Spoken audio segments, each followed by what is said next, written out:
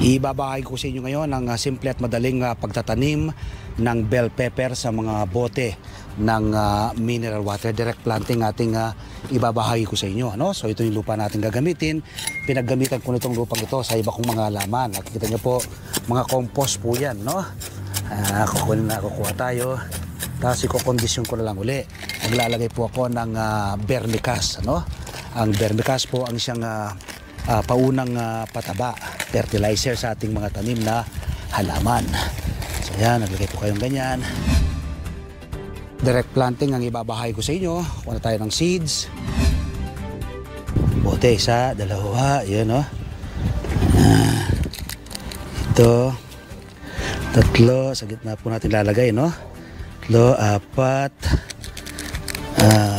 lima, ayan, anim. Ibabaon lang po ng bahagya yan, no? 1 inch lang po sa lupa. Ayan. Isa, yan po yung seeds, oh. Babaon lang po ng 1 inch.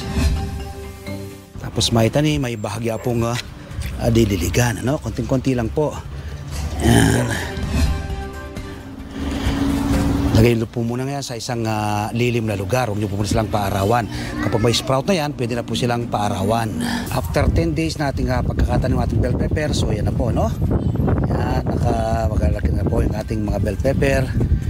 Yan, after 10 days o 10 days old ng ating mga tanim na bell pepper sa mga bote ng mineral water.